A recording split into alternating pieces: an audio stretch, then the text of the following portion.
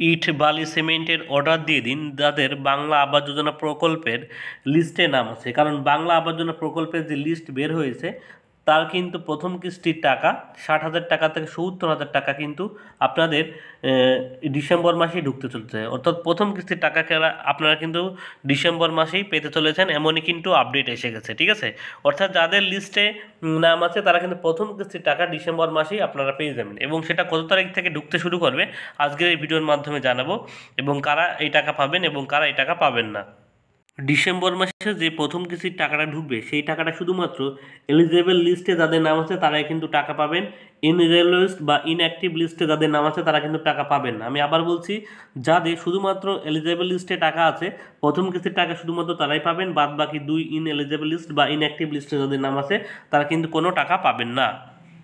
অর্থাৎ এলিজেবল লিস্টে যাদের নাম আছে তাদের টাকা কিন্তু 23শে ডিসেম্বরের পর থেকে আবাস যোজনার টাকা ঢোকা শুরু করবে। কি বলেছে চলুন একটু দেখে নিই। বলছে আগামী 23শে ডিসেম্বর তারিখের মধ্যে আবাস যোজনার টাকা বরাদ্দ করতে নির্দেশ দেওয়া হয়েছে। এই নির্দেশ প্রত্যেক জেলায় দিয়েছে পঞ্চায়েত দপ্তর, তবে তার আগে 3টি স্তর হবে আবাস যোজনা তালিকার অনুমোদন দেওয়ার প্রক্রিয়া। নির্ধারিত সময় আরও 3 দিন বেশি সময় দিয়েছে রাজ্য সরকার।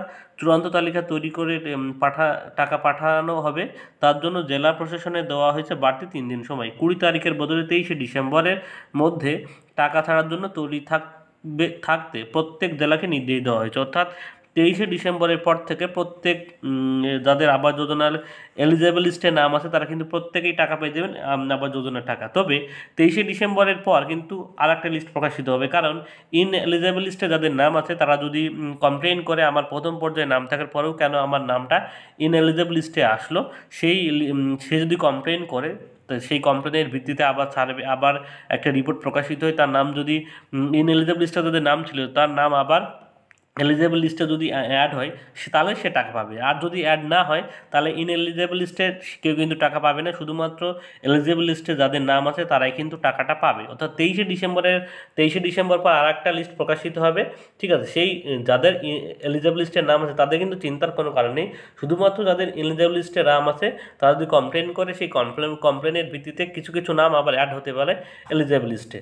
তাই সেই জন্য 23শে ডিসেম্বরের পর থেকে প্রথম কিস্তি 60 থেকে 70,000 টাকা কিন্তু আপনাদের অ্যাকাউন্টে ঢুকে যাবে। ঠিক আছে, এই কিন্তু একটা ছোট্ট ইনফরমেশন আপনাদের দেওয়া ছিল।